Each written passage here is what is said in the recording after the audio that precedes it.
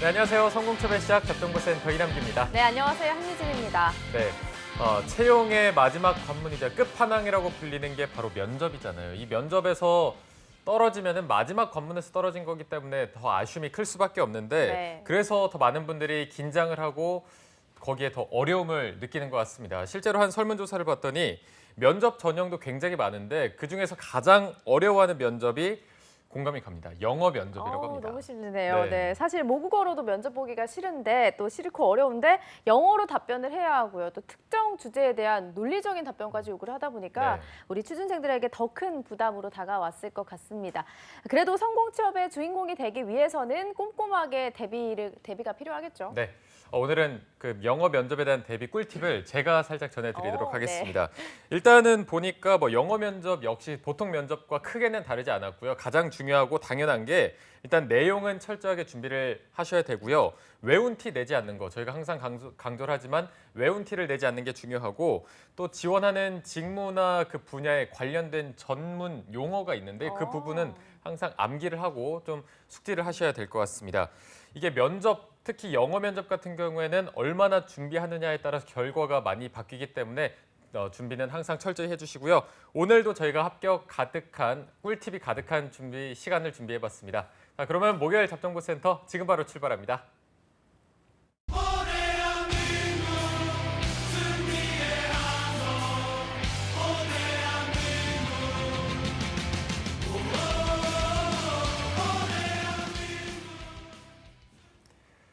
네, 대한민국 모든 취준생들의 염원을 실현시키기 위해서 공채 합격을 위한 필수 가이드를 전해드리는 공채 승리를 위하여 시간입니다. 네, 2019년에도 많은 취준생들이 저희 잡정부센터와 함께 하시기 바라면서 오늘은 취준생들의 히어로이자 성공 취업의 신화이시고요. 오늘따라 굉장히 달라 보입니다. 이분이 네. 이발을 시원하게 하고 오셨는데요.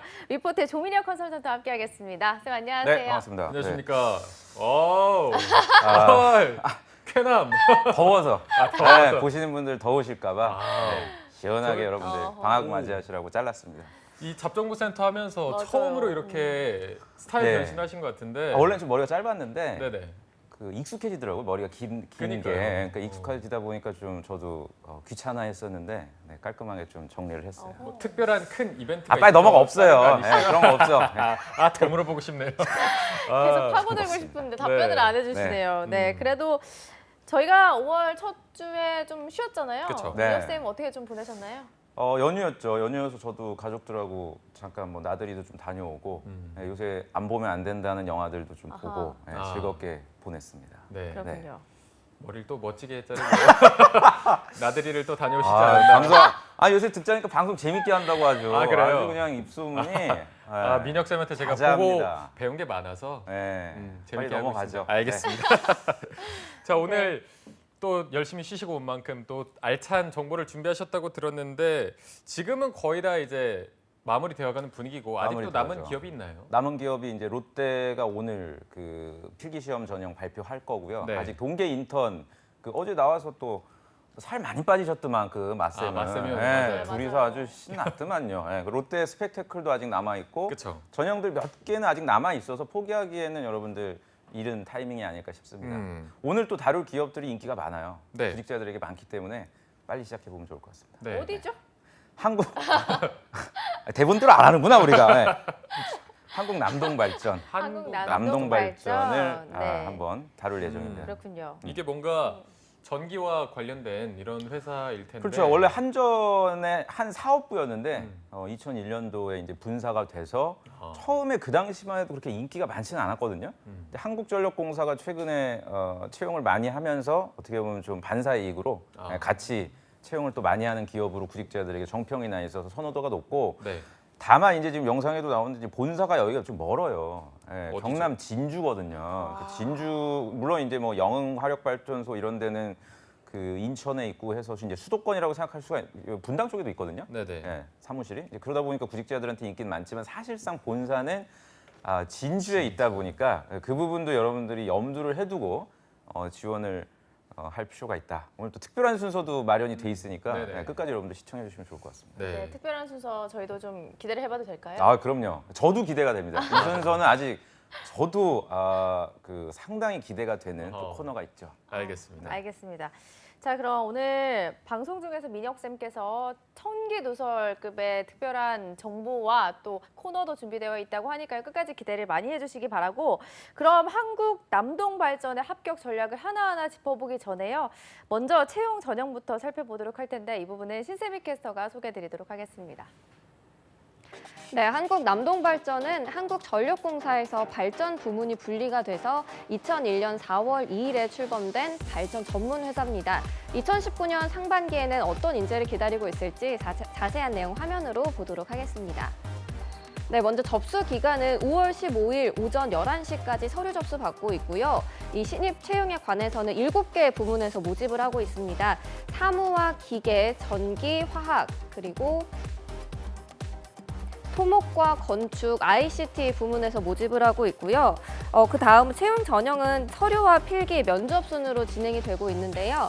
면접 서류에서는 직업 기초 능력 기반으로 자기소개서를 심사를 하고요. 이때 50배수를 선발하고 있습니다.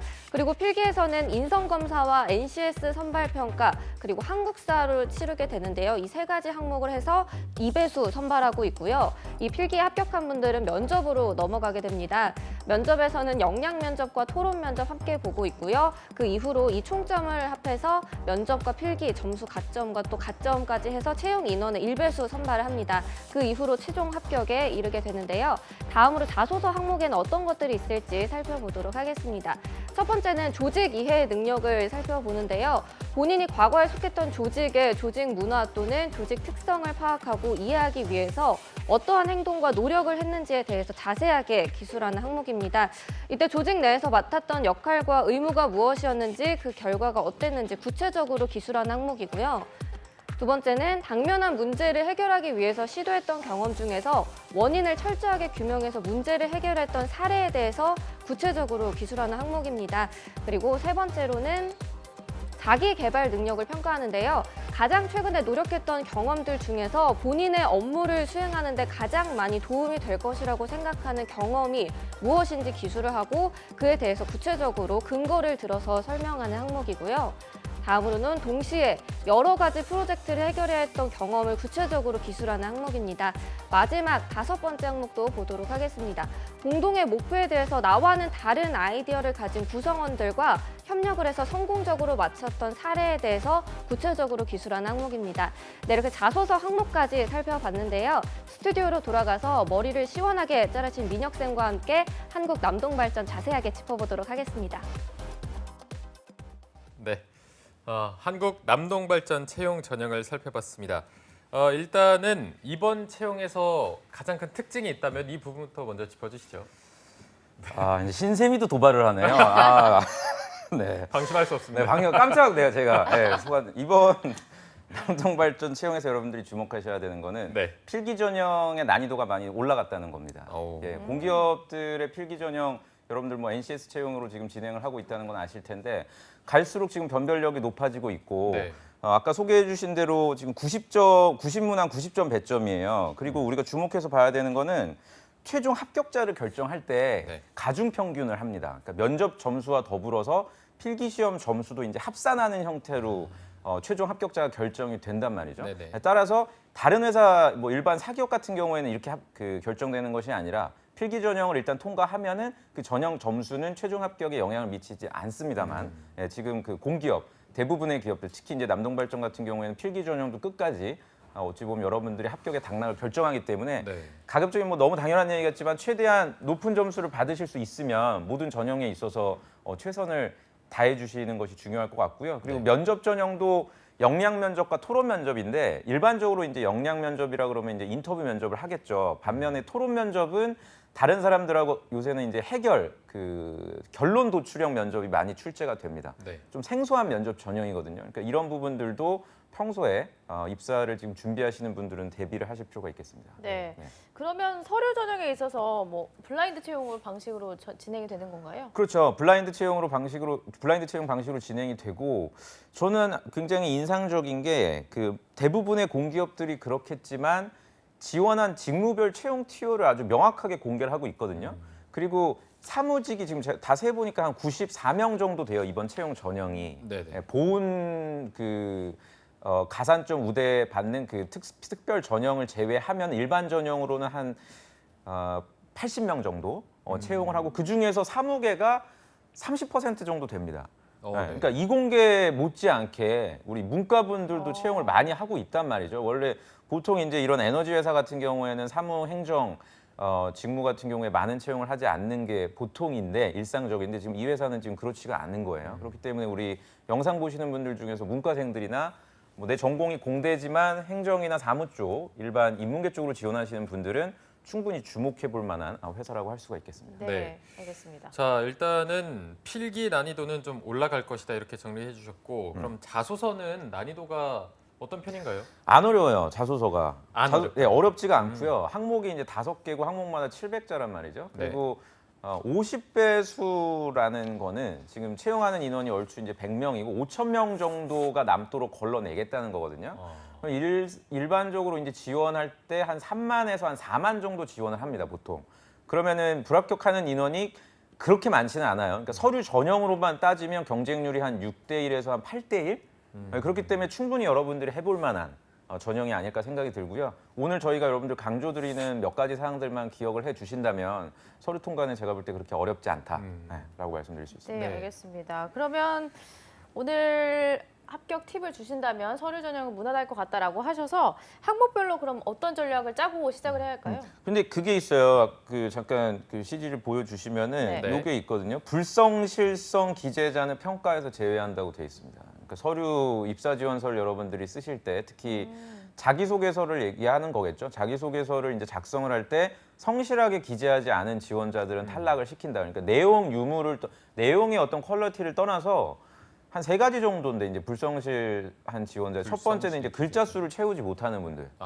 네. 그리고 기존의 자소서에 뭐 지원했던 이력들 중에서 거의 동일하게 뭐 복붙해서 내시는 분들, 뭐 이런 분들이라든지 또는 전혀 동떨어진 본인의 전공과 전혀 관련이 없는 뭐 활동이나 그러니까 세 번째 항목에서 많이들 걸러지겠죠. 그러니까 내가 전공이 예를 들어서 화학공학 전공인데 화학공학도 꽤 많은 인원을 지금 채용을 한단 말이에요. 화학공학 전공인데 뭐 서포터즈 경험을 쓴다라든지 뭐 항상 강조드리는 뭐 봉사활동이나 직무랑은 전혀 관련이 없는 직무 전문성과는 무관한 경험을 쓰시는 분들은 성실성에 있어서 평가의 제외 대상이 돼서 이거는 꽈락의 개념으로 읽어보지 않고 불합격할 가능성이 있으니까 이 3가지 부류에는 여러분들이 포함되지 않으시기를 바라겠습니다. 네. 네, 알겠습니다. 그럼 이게 분량이 좀 미달한다면 뭐 한 문항당 80% 이상은 채워야 되는 건가요? 그러니까 50% 미만이면 떨어지겠죠. 50% 네, 미만이면? 700자를 작성을 해야 되는데 뭐 한 300자만 낸다라든지. 근데 그런 분들은 거의 없을 거라고 생각하는데, 근데 혹여나 지금 급한 마음에 뭐 당일날 제출하다가 잘못 뭐 복붙을 해서 뒤에 뭐 한 단락이 아예 잘려 나간다라든지 이런 경우들은 그러니까 의도하지 않았지만 그게 뭐 기술적인 부분으로 인해서 그런 현상들도 발생할 수가 있으니까 미리미리 여러분들이 좀 대비하셨으면 좋겠습니다. 네, 알겠습니다. 일단 뭐 기본적인 성실도만 보여주면 될 것 같고요. 난이도는 어렵지 않다고 말씀해 주셔서 항목별로 일단 총 5개 문항이 그렇죠. 있는데 네. 전반적으로 한번 쭉 짚어주시죠. 이 NCS 직업 기초 능력이 이제 10가지가 됩니다. 그 10개 항목 중에서 가장 중요하다고 판단되는 이제 5가지를 물어보고 있는데요. 그게 이제 네. 첫 번째가 조직 이해 능력, 두 번째가 이제 문제 해결 능력, 그리고 세 번째 항목은 워낙에 자주 출제되고 있는 자기 개발 능력, 그리고 4번 항목도 요새 들어서 아주 많은 기업, 대기업들도 요 항목 많이 물어봐요. 자원 관리 능력. 그다음 마지막으로 5번도 일반 사기업들이 많이 출제하고 있죠. 대인 관계 능력. 이렇게 대표할 수 있을 만한 뭐 흔하게 출제되지만 변별력을 아주 강화시킨 항목들이 구성을 하고 있다 이렇게 말씀드릴 수 있겠습니다. 네. 그럼 이 5개 항목 중에서 좀 중요도를 해주신다면 어떤 게 가장 중요할까요? 1번. 1번. 네. 2, 3, 4, 5번 항목은 네. 쓰는데 그렇게 어렵지는 않아요. 이게. 근데 1번은 좀 생각을 해봐야 되는 항목이거든요. 조직 이해 능력이라는 게 그럼 내가 속했던 그 뭐 인턴이 될 수도 있고요. 또는 여러분들 뭐 프로젝트를 수행할 때 뭐 그 구성되었던 뭐 5명 또는 뭐 3명 이 단위 조직의 어떤 성격을 이해하기 위해서 내가 어떤 행동을 했느냐 뭐 이렇게 접근을 해야 되는 건지 아니면 그 당시에 내가 달성하고자 했던 어떤 목표 수준을 얘기해야 되는 건지 이게 참 질문의 의도를 파악하기가 어렵기 때문에 네. 1번 항목의 변별력이 가장 높다 이렇게 말씀드릴 수가 있겠습니다. 네. 이게 보니까 뭐 본인이 속했던 과거에 속했던 조직 또는 조직 문화라고 해서 경력자가 아닌 분들은 좀 어떤 조직을 선택을 해야 이거를 그러니까 좋은 질문이세요. 그러니까 제가 항상 말씀드리지만 자소서 항목을 보고서 그 불필요한 어휘나 네. 내가 이 질문의 의도를 파악함에 있어서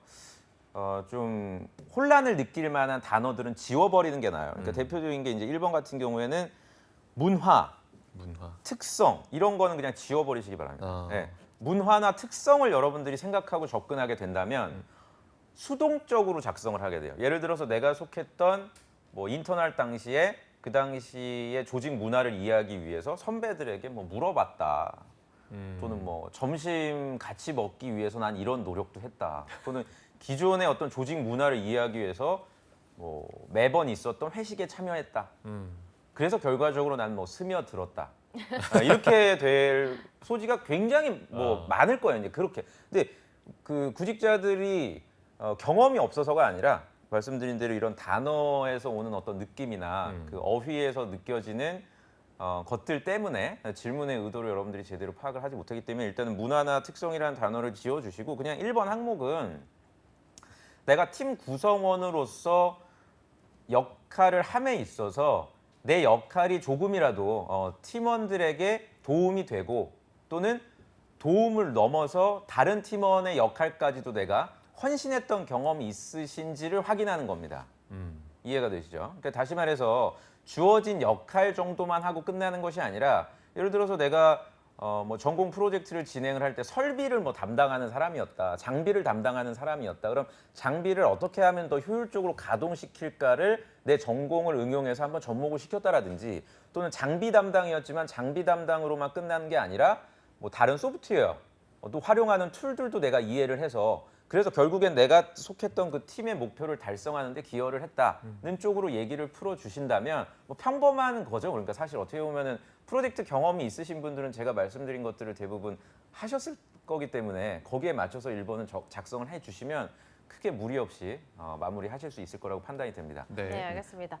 그리고 물론 자소서가 좀 무난한 편이고 필기가 중요하다고 하긴 했지만 그래도 나머지 2, 3, 4, 5번도 그렇죠. 어떤 식으로 작성해야 될까요? 저희 복습이라고 생각하시면 될 것 같아요. 2번, 3번, 5번은 굉장히 많이 다뤘던 항목인데요. 한번 2번 항목부터 보면은 이건 이제 문제 해결 능력. NCS에서는 이제 비판적 사고라고 정의를 하고 있습니다. 보통 문제를 해결하는 그 액션도 물론 중요한데 이 문제 사안을 왜 해결하려고 했는지에 대한 접근, 그게 결국에는 현재 상황에 대한 비판적 사고, 현재 상황에 대해서 만족하지 않고 어떤 다른 대안이 존재한다는 결론을 도출하기 위한 태도를 확인하고자 함이거든요. 따라서 여러분들이 했던 프로젝트 수행 경험이나 또는 우리 문과생들 중에서 아르바이트생으로 내가 뭔가 문제를 해결했던 경험도 충분히 쓸 수가 있단 말이에요. 내가 파트타이머로서 근무할 당시에 그냥 기존 매뉴얼대로 행동을 하게 되면은 평균 정도의 어떤 매출을 달성할 수 있을 거라고 생각해서 그거보다 더 많은 매출을 달성하기 위해서 어떤 숨어있는 낭비 요인이나 비효율적인 부분들을 내가 컨트롤했다. 그리고 그 부분에 대해서 주변 팀원이라든지 또는 뭐 주인이나 대표, 점주 뭐 누구든 좋습니다. 뭐 사장님과 어떤 방식으로 협의를 해서 뭐 꼭 성공할 필요는 없어요. 여러분들이 문제 해결 능력 같은 경우에는 많은 분들이 성공한 경험을 써야 되지 않냐 이제 이런 질문들도 하는데 꼭 성공하지는 않더라도 그 당시 상황에 대해서 내가 비판적으로 사고했다는 점만 보여주신다면 그 결과에 대해서는 크게 의식하지는 않으셔도 무방할 것 같습니다. 네. 그리고 2번까지 짚어주셨는데 뭐 2번, 3번, 5번은 네. 뭐 복습하는 차원이라고 하셨고 4번은 좀 특별한가요? 그러면? 4번이 제일 쉽죠. 4번 같은 경우에는 자원 관리 능력이라 그래서 네. 자원에 대해서 이제 크게 세 가지로 이제 NCS가 정의하고 있거든요. 네. 대표적으로 자원에 해당되는 게 첫 번째가 시간 자원, 스케줄링이죠. 시간에 대한 부분 그리고 두 번째가 금액적인 예산 부분 그리고 마지막 세 번째가 눈에 뭐 금액이나 시간은 이게 가시적으로 정량화 시킬 수가 있는 부분인데 이제 세 번째 게 약간 까다로울 수 있는데 역량적인 부분 같이 그 프로젝트를 수행한 사람들의 역량이 서로 부족해서 그 부분을 어떤 식으로 관리하고 핸들링 했는지 제 개인적으로는 첫 번째 걸 추천을 드립니다. 여러분들이 가장 손쉽게 접근할 수 있으면서도 평가하시는 사람들이 조금 더 수월하게 이해할 수 있는 시간 관리에 대해서 어떻게 했는지를 동시에 여러 가지 프로젝트가 있을 때 우선순위를 시간 관리라는 건 결국에는 절차잖아요. 어떤 그 단위 프로젝트를 먼저 하고 상대적으로 덜 중요한 그 다음 프로젝트는 왜 나중에 했는지 그 시간 관리 부분에 대해서 유념해서 정리를 해두시면 좋을 것 같고요. 이건 제가 이제 학생들한테 강의 때 말씀드리는 건데 성공하는 사람들의 7가지 습관이라는 책이 있어요. 네. 그 스테디셀러인데 그 책에 보면 시간 관리 매트릭스라는 거에 대해서 나옵니다. 그래서 이제 성공하는 사람들은 중요하지만 급하지 않은 거를 최우선적으로 한다 그래요. 그러니까 보통 우리가 그 일반적으로 이제 성공하지 못했거나 평범한 사람들은 중요하지만 매우 급한 것들을 우선으로 하겠죠. 그러니까 예를 들면은 우리가 자소서를 제출할 때도 자소서 그 작성하는 게 굉장히 중요하잖아요. 그러면 언제 제출하냐면 마감 때 하죠. 중요한데 급하니까 그때 하죠. 근데 보통 이제 그 책에 나오기로 이제 성공하는 사람들은 자소서 작성이 중요한데 급하지 않은 마감 앞두고 한 5일에서 10일 전에 제출을 한단 말이에요. 따라서 여러분들이 했던 프로젝트 중에서 여러 가지 한 3개에서 한 5가지 프로젝트가 있다. 그럼 그 5가지 프로젝트 중에서 매우 중요하지만 상대적으로 급하지 않았던 프로젝트를 나는 우선적으로 해결을 하고 그 다음에 이제 순차적으로 업무를 할당해서 시간 관리를 하는 것이 굉장히 중요한 거라고 생각한다. 이렇게 정리해 주시면 여러분들이 꽤 높은 점수를 획득하지 않을까라는 생각이 듭니다. 알겠습니다. 자, 자소서는 여기서 마무리해 보도록 하고요. 이쯤에서 또 아까 민혁 쌤이 저희가 굉장히 특별한 코너를 준비하셨다고 하셔서 네. 이게 어떤 건지 소개 좀 해주시죠. 오늘 메인이죠. 네. 네. 앞으로 모이세요, 여러분. 잘하시네요, 오늘 진짜. 어디 새 나가면 안 되기 때문에 제가 조용조용 조용하게 네. 저희끼리만 알죠. 한국 남동발전에 네. 지금 이 채용을 담당하고 계신 오. 분을 저희가 섭외를 했습니다. 한국 남동발전의 인사팀에 계신 분을 그리고 네네. 또 누구나 할 수 있어요. 그런 섭외는 누구나 할 수 있는데 연차가 이분이 거의 한 8, 9년 차. 오. 네, 거의 한 과장 실무진, 네. 실무진이죠. 그러니까 직급으로 따지면 이제 공기업은 보통 과장 차장급이면 상당히 높은 급이거든요. 네네. 네, 그 정도 되는 고위직이라 그러면 좀 그렇고요. 꽤 입김이 있으신 현직자신데 제 학생이었어요. 제자셨군요. 네, 제 학생이었는데 이제 입사를 하셨고 아까 전에 이제 신세미 캐스터가 읽어주셨지만 그 모집 공고에 보면 우측에 보면 마이너 전공들이 있거든요. 그 잠깐 띄워줘 보시면 그 인원 나온 거 있잖아요. 거기 보면 건축, ICT 이쪽은 되게 적어요. 네네. 네. 그렇죠. 저기 보시면 지금 화면에 우측, 왼쪽이 아니라 우측 전공. 네네. 자, 특정 어떤 전공이라고 얘기하지 않을게요. 그 우측 전공 그 TO로 입사를 한 거죠. 그러니까 경쟁률이 거의 1000대 1이었어요, 이분이. 네, 1000대 1 정도 되는 지금 아마 지금 전화 대기하면서 막 오그라들고 있을 텐데 사실이니까. 네네. 굉장히 어려운 과정을 뚫고서 입사하신 분이고 그렇기에 우리 시청하시는 구직자분들의 그 마음을 누구보다 더 이해하고 계신다고 제가 판단하에 어려운 자리지만 한번 섭외를 해봤습니다. 네, 알겠습니다. 자, 그럼 지금 아마 전화 연결이 돼 있는 걸로 알고 있는데 8, 9년 차 인사팀에 굉장히 파워가 있으시고요. 아이디가 일단 저희가 신원을 보장해 드리기 위해서 성난 황소라고 좀 불러보도록 하겠습니다. 성난 황소님 나와 계신가요? 예, 나와 있습니다. 안녕하세요. 네, 반갑습니다. 안녕하세요. 네, 반갑습니다. 예. 제가 듣기로는 안녕하세요. 또 외모도 굉장히 마동석 아, 그래요? 배우님을 닮으셔서 네, 실제로도 네. 파워가 굉장히 있으시다고 하는데 팔 이만합니다, 진짜. 네. 정말요? 네. 멋지십니다. 그 네. 예, 두꺼운 반갑습니다. 팔로 1000대 1을 뚫고 오신 것 같은데 일단 민혁 쌤이 이분과 함께 대화를 하시면서 네. 좀 천기누설급 정보를 네, 좀 네. 빼내주시죠. 네. 현직자님, 예, 안녕하십니까. 잘 그 지내셨어요? 전국에 진짜 한국 남동발전 입사하고 싶어하시는 모든 구직자들이 보고 계세요. 네, 네, 네. 그래서 저희 방송이 또 식상한 거 되게 싫어하거든요. 예, 예. 네, 그래서 제가 구직자분들을 대변해서 좀 몇 가지 여쭤보겠습니다. 네, 알겠습니다. 그 2018년 공채 대비해서 이번 공채에서 좀 주목해야 될 점이 뭘까요? 이번 공채에서 주목해야 될 점 크게 3가지가 있는데요. 원래 이제 작년에는 저희가 서류를 지원을 하면 기본적으로 시험을 다 볼 수 있게끔 이렇게 해드렸었어요. 아, 근데 이번 공채에서는 자소서 평가를 통해서 서류를 일단 50배수 정도 추려서 그 사람들한테만 이제 시험을 볼 기회를 부여를 하고요. 일단 그게 첫 번째고요.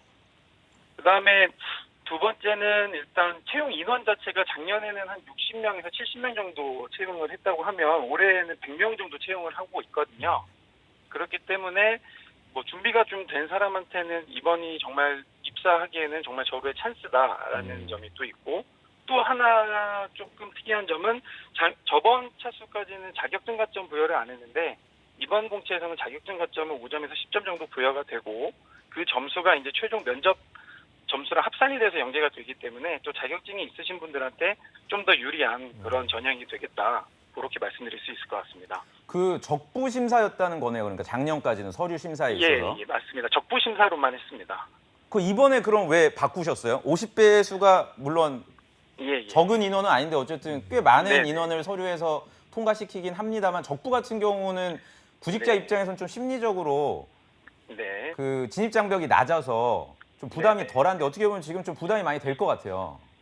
네네, 맞습니다. 근데 일단은 있는 그대로 말씀을 드리면 일단 그 결시율이나 이런 부분도 너무 좀 심한 것도 사실이고요. 모든 사람한테 이렇게 시험을 보게끔 이제 최대한 많이 문을 열었더니 이제 다른 타 회사랑 이렇게 중복이 되거나 하면 이렇게 결시율도 굉장히 많고 또 너무 무분별하게 지원해서 필터링이 너무 안 되는 경우가 있어서 자소서 네. 평가에서 50배수라는 것도 굉장히 좀 말씀하셨지만 굉장히 많은 배수잖아요. 그렇기 때문에 저희는 최소한의 어떤 그런 커트라인만 둔다는 차원으로 그렇게 됐고, 또 자기소개서가 또 그만큼 중요하다라는 것도 또 회사 쪽에서도 잘 인지를 하고 있는 것 같고요. 그래서 그렇게 된 것 같습니다. 결시율이라는 게 인적성 결시율이에요? 예, 맞습니다. 혼났죠? 결시율이 예, 그렇죠. 이분들한테 혼난 거 아니에요? 예를 들어 적부로 했는데 안 온 거야 이게. 예, 맞습니다. 결실이 그런 게 높아져서. 예, 그 굉장히 저희 대본에 없는 거 저는 원래 물어보니까 제가 한 네, 가지만 네, 디테일한 거 물어보면 예. 답변 꼭 안 해주셔도 되는데요. 네. 저랑 계속 연락하고 싶으시면 답변 해주시고. 그 보통 한 번에 지원하면 몇 명 정도 응시합니까? 그 전체적으로 다 하면 응시요. 응시는 뭐 몇만 단위가 넘어가니까 서류로만 따지면 몇만 단위가 넘어가고 몇만 단위가 넘어간다. 그렇죠. 근데 그러니까 뭐 거의 만 단위까지는 가는 것 같아요. 근데 이제 저희가 어쨌든 적부로 해서도 조금 일부 예를 들어서 뭐 남동발전 지원자인데 자소서에 뭐 동서발전이 들어가 있다든지 뭐 이런 사람들이 있으면 기본적으로 필터링은 좀 하고요. 그래도 이제 시험을 보면은 고사장이 한 7,000명 이 정도 수준으로 실제 시험을 보기 때문에 예, 거기에 따른 굉장한 행정력과 또 예산이 또 투입이 되는 게 사실이거든요. 그래서 네. 결시율이 많다는 것 자체가 말씀 이제 하셨지만 일분들한테 딱 혼나기 좋은 또 그런 경우이기도 하죠. 알겠습니다. 두 번째 아마 질문이 네. 가장 우리 구직자분들이 관심 많으실 것 같은데, 네. 네 긴장해야 돼요. 요거 두 번째. 그 최근 입사하신 분들의 스펙을 좀 말씀해 주실 수 있을까요? 예, 제가 지금은 이제 채용 담당 부서는 아니고요. 작년에 이제 채용 담당 부서에서 제가 신입사원 교육까지 같이 담당을 해서 그런 스펙이나 이런 것도 좀 잘 알고 있는데요. 오. 저희가 정말 공기업이 블라인드 채용하고 있잖아요. 네. 그거랑 딱 맞습니다. 되게 정말 가지각색의 사람들이 되게 많이 오고요.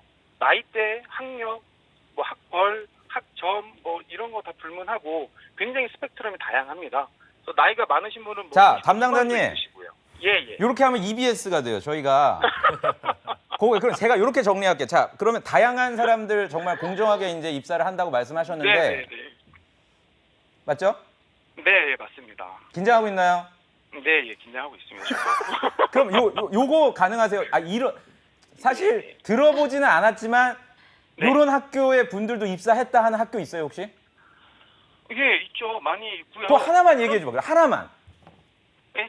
일단 저부터 이렇게 학교가 그렇게 좋지 않고요. 아이 뭘 안 좋아. 본인 학교 좋죠. H대인데. 아니 근데 일단 이게 구체적으로 학교를 접수하는 좀 어려운데 아니면 근데 지역이라도. 다양한데 그래도 조금 그러니까 학교나 이런 수준 자체가 어쨌든 네. 준비가 오랫동안 좀 준비가 되시고 또 시험 요즘 필기 위주이기 때문에 굉장히 똑똑하신 지원자분들이 입사를 하는 경우가 좀 많기 때문에 나이는 어때요? 나이는 얘기해 줍시다. 우리 나이. 이 정도 왜냐면 공기업이 아시겠지만 네. 나이 많으신 분들의 어떻게 보면은 그 네, 맞습니다. 집합소예요. 제가 학생들 만나보면 맞습니다. 진짜 네, 나이 많은 분들도 계세요? 그 최종 합격하시는 분들 중에? 예, 저보다 나이 많으신 분들도 계시고요. 정말 신입인데요? 예, 신입인데도 저보다 나이 많으신 분들도 계시고 또 박사학위도 받고 오신 분들도 계시고 박사학위요? 네, 그러신 분들도 계시고 또 올드루키라고 하죠. 또 회사 다니다가 재취업하신 분들도 굉장히 많기 때문에 예. 정말 다양합니다, 나이는. 40대는 없죠? 40대는 저희가 따로 뭐 40대라고 해서 뭐 입사를 뭐 못하게 한다거나 그렇게 하는 거는 전혀 없지만 네. 일단 작년 기준으로 40대는 없었던 것 같습니다. 그럼 30대 후반도 입사를 네. 했던 겁니까 그러면? 네네, 전혀 문제가 되지 않습니다. 아니 근데 운영만 이거는 네. 근데 조직 그 어떤 체계상으로도 네. 좀 문제 아니에요? 그러면 실무자분들이나 그 임원분들이 봤을 때 그냥 직무 네. 능력만 일단 충족이 되면은 네. 그런 부분들은 크게 신경을 안 쓰시나 보네요. 일단은 지금 저희가 어떤 그런 것도 물론 이제 이면적인 부분도 중요하지만 일단은 저희는 어떤 정부에서 이렇게 내려오는 어떤 취업 채용 가이드라인이나 이런 거를 최대한 준수를 하기 때문에 공기업이잖아요. 굉장히 네. 그렇기 때문에 그런 거를 굉장히 수명을 잘 하고 또 이행을 잘 하고 있습니다. 자 담당자님 그러면은 네네. 뭐 식상한 질문일 수는 있는데 꼭 제가 확인하고 싶어요. 우리 한국남동발전 이런 신입사원은 좀 입사 안 했으면 좋겠다. 안 했으면 좋겠다. 싫어하는 유형 꼭 그 예. 네. 어떤 게 근데 있어요? 싫어하는 유형이라고 채용이 꼭 안 된다 이런 건 아니지만 저희가 싫어하는 유형은 아시다시피 요즘 발전 산업 자체가 이렇게 이게 상황이 조금 대외 환경이 좋지 못하거든요. 요즘 저희가 많이 이제 신경 쓰는 게 아무래도 이제 신재생이나 아니면 해외 사업 쪽에 신경을 많이 쓰고 있기 때문에 굉장히 도전적이고 좀 열정적인 그런 지원자들이 좀 많이 필요해요, 실제적으로. 근데 이제 공기업이라고 하면 공기업의 어떤 그런 이미지 때문에 근무 뭐 여건이 좋다든지 복지가 좋다든지 약간 좀 편하려고 하는 그런 지원자들이 분명히 또 있거든요. 예. 근데 그런 지원자들은 또 오면 이게 잘 적응을 못하고 덜어 퇴사하는 경우도 있고요. 또 저희가 또 그런 직원들은 또 선호하지를 않죠. 네, 알겠습니다. 성난항 손님. 예. 네, 많이 당황하셨죠? 네네. 대본에 있는 얘기를 하셔야 되는데. 네, 저희도 대본을 거의 보지가 않아서 네. 당황스러운데 그래도 일단 네. 오늘 많은 얘기를 해주셨는데 마지막으로 저희가 질문을 하나 드리자면 네네. 본인에게 조민혁이란 어떤 존재인가요? 진짜 저한테는 되게 훌륭한 스승님이시고요.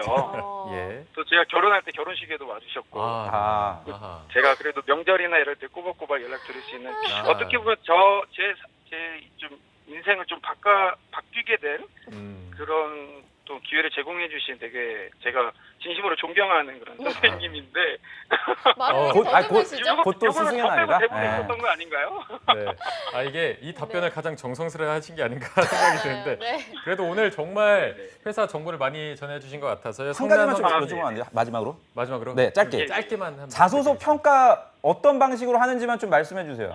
자소서 평가는 물리적으로 회사에서 하기는 어렵고요. 저희 채용 아마 대행하는 용역사 쪽에서 자소서 평가는 전문가들이 평가를 하는 걸로 알고 있습니다. 그러니까- 지금은 제가 지금 채용부서에 있는 게 아니라 정확한 정보는 아닌데요. 다 물리적으로 읽어보긴 직원들이- 하신다는 거죠, 그러니까? 예, 당연히 읽어봅니다. 예. 네, 알겠습니다. 오늘 전화 연결 네. 너무 감사드립니다. 성난항 손님 고맙습니다. 고맙습니다. 네, 감사합니다. 네. 네.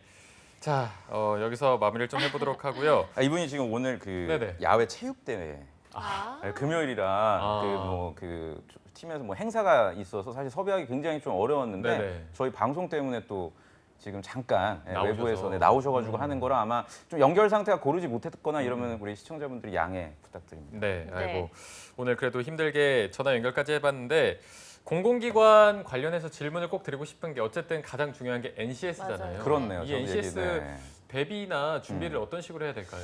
그 이제 방송이나 그 SNS에 많은 정보들이 있어요. 사실 뭐 NCS 필기 시험을 NCS 홈페이지에 있는 어떤 PDF 파일이나 예시 모범 예제들을 통해서 여러분들이 대비하면 된다. 뭐 이런 식의 가이드라인은 있는데 네. 제가 이제 학생들 합격하는 분들하고 이제 대화를 해보니까 일반 사기업에 비해서 난이도가 확실히 높은 건 맞고요. 그렇다고 해서 NCS만 별도로 대비하실 필요는 없습니다. 여러분들이 일반 사기업을 인적성 준비를 하셨다면 그러니까 해당 직무에 전공 필기 시험이 있지 않은 이상은 충분히 사기업과의 어떤 공통된 부분이 있으니까 지금 너무 서류 이제 많은 분들이 합격하실 텐데 부담을 느끼시기보다는 지금 5월 정도 되면은 4월 달에 필기 시험 준비 많이들 하셨거든요, 우리 사기업 네. 준비생들이. 그러니까 충분히 여러분들 도전해 볼만 하다는 점을 그 기억하시고 좀 자신감 있게 하시고 저도 오늘 또 배운 점은 그 결시율이 중요하네요. 아, 네, 그러니까 인적성 단계에 있어서 이제 결시하시는 분들이 너무 많다 보니까 아마 적부 심사로 지금 공기업들이 전형을 진행하기보다는 일정 부분에 있어서의 필터링이 존재를 하고 자소서도 분명 이제 뭐 외부 기관을 통해서 점검을 한다고 하니까 학생들하고 제가 만나보면 공기업은 자소서 안 읽어본다는데 뭐 이런 얘기 굉장히 또 많이들 네. 그 카더라를 듣고서 열심히 안 쓰시는 분들이 있어서 그 부분은 오늘 좀 확실하게 네. 정리하지 않았나 생각이 듭니다. 정말 그 네. 현직에 계신 분을 통해서 정확하게 알았으니까 그 대비를 하시면 좋을 것 같습니다. 오늘 정말 이렇게 힘들게 전화 연결까지 준비를 해주시고 고생을 많이 해주셨는데 네. 마지막으로 하나만 우리 더. 한국 네. 남농 발전을 준비하는 우리 취준생들에게 신의 한 수를 들어보도록 하겠습니다. 그 아까도 잠깐 얘기 나왔었는데 같이 근무하기 싫은 유형의 사람이 공기업이라는 이미지로부터 본인이 얻을 것만 생각하는 사람이 싫다고 했어요. 그러니까 이 부분은 이제 면접 단계에서 분명 확인을 할 거예요. 예를 들어서 본사가 어디에 있는지조차도 모르고 그냥 네. 면접 전형에 아마 참여를 하신다면 그 어려운 필기 전형을 합격하시고도 임원분들의 눈에 이제 벗어날 가능성이 큽니다. 따라서 공기업 입사를 내가 왜 준비하는지에 대해서 한 번만 생각을 해볼 수 있는 기회가 되셨길 바라겠습니다. 네, 알겠습니다. 오늘은 여기서 마무리해 보도록 하고요. 오늘 도움 말씀 주신 성난 황소님 그리고 위포테 조민혁 컨설턴트님 두 분 고맙습니다. 고맙습니다. 네, 잡정보센터 1부는 여기서 마무리해 보도록 하고요. 잠시 후 2부에서는요. 일자리 방방곡곡이 준비되어 있고요. 네, 그리고 세계 시장에서 더 유명한 대한민국의 강소기업의 채용 정보를 알아보는 시간 히든 챔피언스 리그도 준비되어 있습니다. 네, 저희는 잠시 후에 뵙겠습니다. 채널 고정.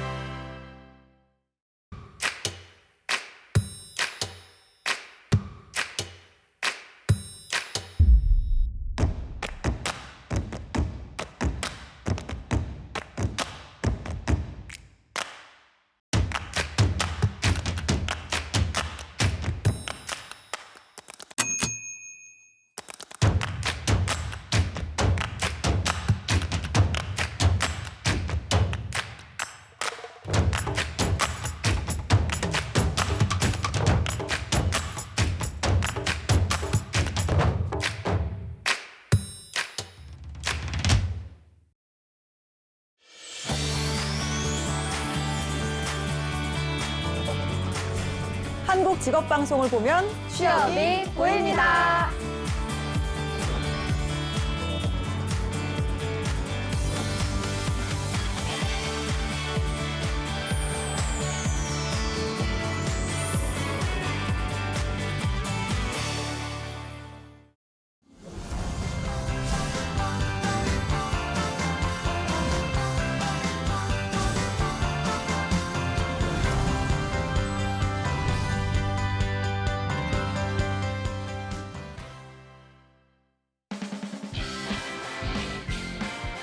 네, 성공처의 시작 잡정보센터 2부의 문을 활짝 열어봤습니다. 저희가 2부에서는요. 전국 각지의 생생한 채용 소식을 발빠르게 만나보는 일자리 방방곡곡이 준비되어 있고요. 네, 그리고 세계 속의 자랑스러운 대한민국의 강소기업들을 만나보는 시간 히든 챔피언스 리그도 준비되어 있는데요. 먼저 일자리 방방곡곡부터 바로 만나보시죠.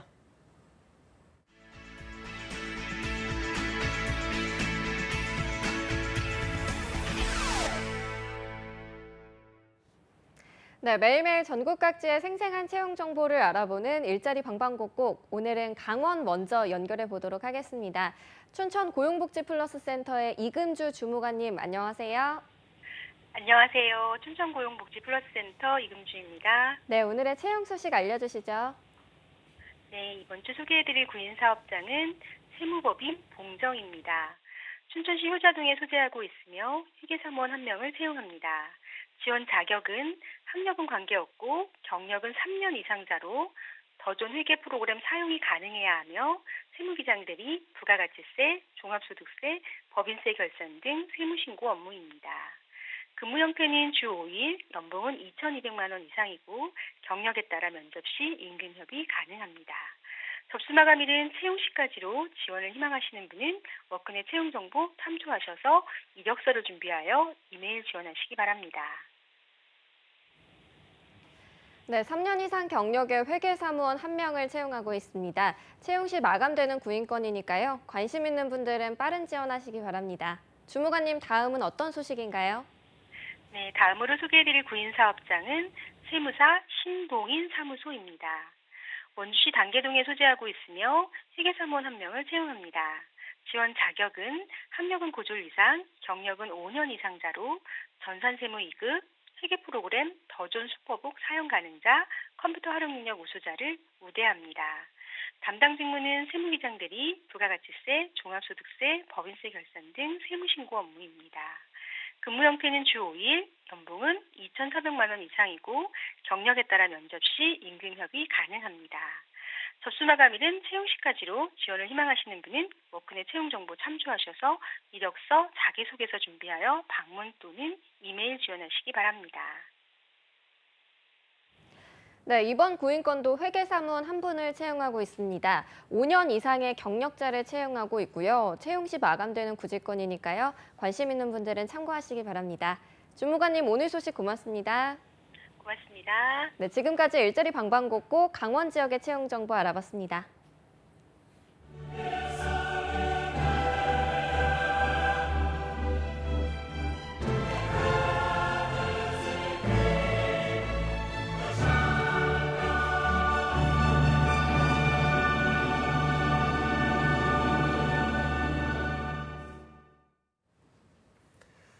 네, 해외에서 더 유명하고요. 대기업의 성장률보다 더 높은 성장률을 가지고 있고 회사와 내가 함께 커나갈 수 있는 강소기업들의 채용 정보를 알아보는 히든 챔피언스 리그 시간입니다. 네, 오늘 도움 말씀 주실 분은요. 뉴페이스입니다. 취업포털 커리어의 이슬기 컨설턴트와 함께하겠습니다. 쌤, 안녕하세요. 안녕하세요. 네, 안녕하세요. 반갑습니다. 네.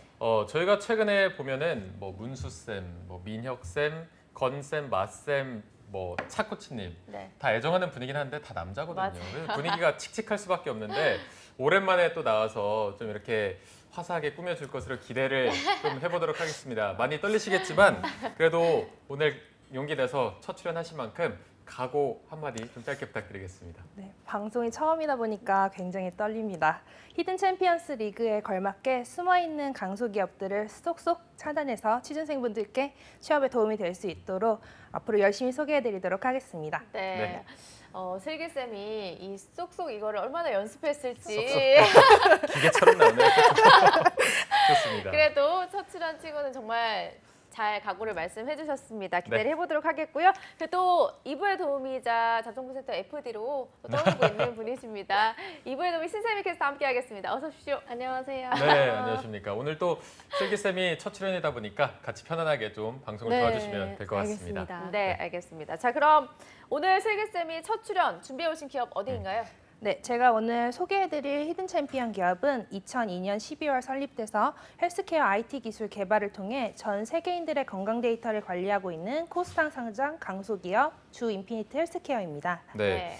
요즘에는 이 헬스, 건강에 대한 관심이 굉장히 높아져서 맞아요. 많은 분들이 관심을 가지고 있는 기업일 텐데 그래도 이 기업명은 조금 생소한 부분이 있어서 인피니트 헬스케어 어떤 회사인지 소개를 더 해주시죠. 네, 인피니트 헬스케어는 글로벌 헬스케어 IT 기업으로 대표적으로 PACS와 의료용 소프트웨어를 개발하고 전 세계 병원 및 의료기관에 판매하며 유지보수 서비스를 제공하고 있는 회사입니다. 현재 국내 서울대병원을 포함한 55개국 6,200여 개의 의료기관에 서비스를 제공하고 있으며 국내 PACS 시장에서 점유율 1위를 달성하고 있는 기업입니다. 네. 네.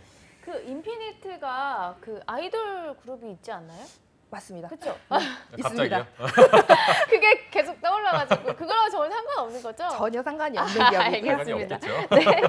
그럼 이 방금 PACS 여기서 점유율 1위를 달성했다고 했는데 이게 어떤 건가요? 네. 네, 유진엠 씨뿐만 아니라 많은 분들이 PACS에 대해 생소하게 느끼실 것 같은데 PACS는 의료 영상 저장 전송 시스템의 약자로 X선, CT선 등 방사선 관련된 영상을 촬영하게 되었을 때 나오는 결과를 디지털 이미지로 변환시켜 모니터를 통해 판독할 수 있도록 해주는 시스템입니다.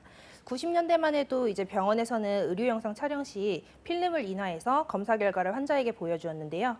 최근의 경우 PC 또는 태블릿 등의 전자기기를 통해서 검사 결과를 확인시켜주는 모습을 볼 수 있습니다. 네. 네. 이게 최근에 확실히 PC나 이런 태블릿으로 보여주니까 확실히 많이 바뀌었구나 이런 느낌도 드는데 자 그러면 인피니트 헬스케어가 그 기술을 개발한 기업이라는 말씀이시죠? 네네, 맞습니다. 인피니트 헬스케어는 과거 필름으로 인화했던 의료 영상을 디지털화해서 서버에 저장하고 모니터로 전송해주는 솔루션을 개발하여 효율적 관리 및 비용 절감 그리고 영상의 유실과 손실이 최소화될 수 있는 선진적 디지털 의료 환경을 구축한 기업입니다. 인피니트 헬스케어는 글로벌 헬스케어 산업평가기관인 KLAS가 매년 시상하는 베스트 인 KLAS 소프트웨어 앤 서비스 PACS 부분에서 2009년부터 2018년까지 10회 수상하며 국내뿐만이 아닌 국외에서도 인정받는 기업으로 자리매김하였습니다. 네. 세계적으로도 인정받고 있는 글로벌 기업이니만큼 인피니트 헬스케어의 주요 제품은 어떤 것들이 있는지도 소개해 주시죠. 네. 인피니트 헬스케어는 PACS와 3차원 의료영상 소프트웨어, 기타 의료용 소프트웨어를 개발하며 유지 보수 서비스를 같이 판매하고 있는데요. 네. 대표 제품으로는 심장, 치과, 방사선 종양학과 등 각과에 특화된 PACS가 있습니다. 그리고 인피니트 헬스케어는 PACS 국내 시장 점유율 1위로 최근 건강보험 심사평가원 등재 병원 기준 상급 종합병원급 시장은 75%, 종합병원급 시장은 70%의 압도적 점유율을 유지하고 있습니다. 또한 국내뿐만이 아니라 일본, 대만, 싱가포르, 미국 등의 전 세계 55개국에도 제품을 공급하고 있습니다. 네. 네, 해당 제품 외에 의료기기와 환자의 피복 선량을 관리하고 모니터링할 수 있는 선량 관리 솔루션 인피니트 도스엠, 그리고 3D 영상 정보를 활용해 진단 결과를 정확하게 파악, 환자의 이해도 향상에 도움을 주는 3차원 진단 지원 솔루션 젤리스, 또한 의료기관에서 개인에게 최적화된 의료 서비스를 제공하는 정밀의료에 최근에 관심이 집중되고 있는데 이런 정밀의료를 실현하기 위해 진료과 및 의료기관들의 분산 데이터를 통합 분석할 수 있는 인피니트 헬스케어만의 의료 데이터 통합 플랫폼 IHP 등의 다양한 제품을 개발하고 공급하고 있습니다. 네. 자, 이렇게 제품 설명을 들어보니까 이게 병원과 환자 사이에서 의사소통을 도와주는 그런 중요한 역할을 하고 있는 기업인 것 같은데 그러면 이 인피니트 헬스케어는 히든 챔피언 카테고리 중에 어디에 속한다고 볼 수 있나요? 인피니트 헬스케어는 히든 챔피언 카테고리 중에 기술력과 미래 성장 챔피언에 해당합니다. 네. 그렇군요. 기술력을 바탕으로 미래 성장 챔피언으로 나아가고 있는 기업인 것 같습니다. 이쯤에서 연역을 살펴보지 않을 수가 없을 것 같은데 신세미 캐스터가 인피니트 헬스케어 연역에 대해서 소개해 주시죠. 네, 글로벌 헬스케어 IT 기업으로 명성을 떨치고 있습니다. 오늘의 기업이죠. 인피니트 헬스케어는요. 2002년에 주식회사 메디페이스와 주식회사 3D 매드가 신설 합병을 하면서 이 인피니트 테크놀로지로 시작을 했습니다. 2004년에는 스타 PACS 덴탈 출시 및 산업자원부 세계 인류상품 인증을 받았고요. 다음 해죠. 2005년에는 중소기업청 벤처기업 대상 대통령 표창을 수상을 했습니다. 또 2006년에는 프로스트 앤 설리번 아시아 퍼시픽 헬스케어 베스트 프랙티스상을 수상을 하고요. 2008년에는 인피니트 PACS와 또 산업자원부의 대한민국 10대 신기술에 선정이 되기도 했습니다. 2009년에는 인피니트 PACS 베스트인 KLAS 어워드 커뮤니티 호피스탈 부분에서 1위 수상을 했고요. 또 2010년에는 코스닥 시장에 상장이 됐습니다. 2011년에는 소프트웨어 업체 최초로 한국무역협회 1000만 불 수출의 탑을 수상을 했고요. 2012년에는 지식경제부 대한민국의 IT 이노베이션 대상에서 최우수상을 수상, 또 2015년에는 PACS와 또 굿디자인 어워드 사용자 경험에서 서비스 부문 우수 디자인을 수상하는 등 여러모로 수상 경력이 다양합니다. 또 2016년에는 서울시 우수 강소기업에도 선정되기도 했는데요. 참 많은 수상 경력들이 있었는데 시간 관계상 여기서 줄여봤습니다. 여기까지 연역 살펴봤습니다. 네. 오늘은 뭐 영어가 굉장히 많아서 더 힘든 연역이었을 것 같은데 일단 이렇게 연역을 쭉 보니까 왜 이 히든 챔피언 카테고리가 기술력으로 분류되었는지 네. 더 명확하게 보이는 것 같습니다. 이렇게 기술력이 우수하다면 이거를 바탕으로 매출액도 좀 상당할 것으로 예상이 되는데 실제로 어떤 편인가요? 인피니트 헬스케어 매출액의 경우 2018년도 기준 총 매출액이 643억 원입니다. 네, 6억이라고 하시는 줄 알고 네. 깜짝 놀랐네요. 저도 깜짝 놀랐습니다. 네, 알겠습니다. 자, 그럼 취준생들이 가장 궁금해하는 부분이죠. 연봉은 또 어느 정도 수준인가요? 네. 네, 현재 채용 중인 모든 부문의 연봉은 회사 내규에 따른다고 나와 있고요. 금융감독원 공시 2018년도 기준 평균 연봉은 4,800만 원이니 참고하시면 될 것 같습니다. 네, 이게 연봉이 평균으로 나와 있긴 하지만 그래도 취준생들 입장에서는 만족스러운 반응이 나올 것으로 예상이 되는데 이게 저희가 항상 연봉만 높다고 다가 아니라고 말씀을 드리잖아요. 네. 이게 그 복지 부분도 항상 살펴봐야 될 텐데 복지는 어떤 편인가요? 우선 인피니트 헬스케어의 임직원들이 가장 큰 장점이라고 이야기하는 복지는 탄력 근무 제도가 있습니다. 네. 그리고 임직원 희망 시 해외 법인 근무도 가능하다고 합니다. 성과 보상 제도에는 인센티브제, 장기 근속자 포상, 우수 사원 포상, 스톡 옵션, 우리 사주 제도 등이 있으며 이 외에도 사내 소통 강화를 위한 사내 세미나 및 동호회 운영, 야구단 운영 및 체육대회 개최, 매주 목요일 진행되는 밥 한 번 먹자 프로젝트 등이 진행되고 있습니다. 그리고 사내 기숙사 운영, 사내 식당을 보유하여 중석식을 제공하고 있으며 생일 파티 및 선물 지급, 임직원 종합 건강검진 제도, 가족 의료비 지원, 통신비 지원, 다양한 기술 교육 및 자격증 취득 등의 자기개발비를 지원하고 있습니다. 또한 업무 도중 휴식을 취하실 수 있는 스마일룸이라는 휴식 공간이 마련되어 있으며 리플래시 휴가제도, 남성 출산휴가 등 다양한 복지가 지원되고 있습니다. 네, 다양한 복지도 이루어지고 있고 굉장히 재밌는 제도도 많은 것 같은데 많은 분들이 더 관심을 가지게 될 것으로 보입니다. 그러면 채용 전형에 대해서도 계속해서 설명해 주시죠. 네. 인피니트 헬스케어가 현재 모집 중인 부분은 소프트웨어 개발, 소프트웨어 제품 기획, 국내 영업, 해외 영업, 시스템 엔지니어, 어플리케이션 스페셜리스트, 재무회계로 총 6가지 부문인 채용 진행 중에 있습니다. 학사학위 이상 소지자 및 2019년 8월 졸업 예정자도 지원 가능하며 채용 마감의 경우 각 전형 수시 채용이 진행되고 있어 채용 완료 시 모집 부문별 조기 마감이 될 수 있으니 관심 있으신 분들은 서둘러 확인하신 후 지원 부탁드립니다. 네. 네, 항상 채용 부분에 대해서 쫓겼는데 오늘은 조금 넉넉하게 신세미 캐스터가 소개해드리도록 하겠습니다. 네, 주식회사 인피니트 헬스케어는 현재 6가지 부문에서 채용 진행 중이고요. 수시 채용 공고로 진행이 되고 있습니다. 소프트웨어 개발과 소프트웨어 제품 기획, 국내 영업, 시스템 엔지니어, 재무회계의 경우는 신입과 경력에 상관없이 채용하고 있고요. 해외 영업의 경우는 신입을, 또 어플리케이션 스페셜리스트의 경우는 경력자를 채용을 하고 있습니다. 신입 부분만 먼저 소개를 해드릴 텐데요. 소프트웨어 개발 부문입니다. 의료 영상 및 정보 솔루션 개발 업무를 담당을 하고요. 의료 IT 분야 및 PACS와 웹, 서버, DB 개발 경력, 그리고 관련 전공 석박사 학위 취득자 우대하고 있습니다. 다음은 소프트웨어 제품의 기획 부문인데요. 소프트웨어 제품 기획과 QC, 교육 이런 업무를 담당을 하고요. C++와 C#, DB 개발, 소프트웨어 및 품질 테스트 업무 경험자가 지원 가능합니다. 다음으로는 국내 영업인데요. 경력 무관하게 채용을 하고 있습니다. 제품 신규 유지 보수 영업, 고객 관리, 국내 전시 참가 및 지원 업무를 담당을 하고요. 운전면허 소지와 우수한 시장 조사 능력, 또 진취적이고 적극적인 성격을 보유한 분들이 지원할 수 있습니다. 의료기기 업체 및 의료기관 근무 경력자 우대하고 있고요. 특이사항으로는 서울 본사 또는 대구 지사에서 근무할 수 있습니다. 다음은 해외 영업 부문인데요. 해외 법인 영업 관리 및 사업 지원, 또 신규 시장 개척과 해외 전시 참가 및 지원 업무를 담당을 합니다. 이때 우수한 영업회화 능력 보유자가 지원할 수 있고요. IT 지식 보유와 의용공학과 의료 전산 전공, 또 제2외국어 가능자 우대하고 있습니다. 그리고 경력이 무관한 시스템 엔지니어 부문인데요. 제품 인프라 시스템 구축과 기술 지원, 제품 교육 업무를 담당을 합니다.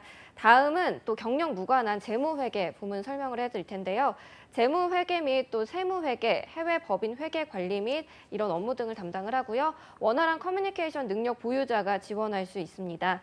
재무 관련된 자격증과 우수한 영어 능력, 컴퓨터 활용 능력 보유자 우대를 하고 있고요. 여기까지 채용 부문 좀 살펴봤는데요. 모든 부문 정규직으로 채용하고 있습니다. 입사 지원은 자사 메일이나 취업 포털 사이트에서 접수를 받고 있으니까요. 채용 공고 잘 살펴보시고 지원하시면 될 것 같습니다. 네, 고생하셨습니다. 굉장히 내용이 많았는데 이 부분을 다 소화해 주셨고요. 자, 이어서 채용 절차까지 한번 들어보도록 하겠습니다. 네, 채용 절차는 서류 전형, 1차 실무 면접, 2차 임원 면접, 인적성 검사, 최종 합격 순으로 진행됩니다. 네, 네. 알겠습니다. 그럼 혹시 우리 취준생들이 꼭 알아두면 좋을 그런 팁 같은 게 있을까요? 인피니트 헬스케어는 자사 지원서 중 자기소개와 지원 동기 부분을 분량 제한 없는 에세이 형태 자소서로 제출을 해야 합니다. 그래서 분량 제한이 없기 때문에 취준생으로서는 조금 부담스러우실 수 있는데요.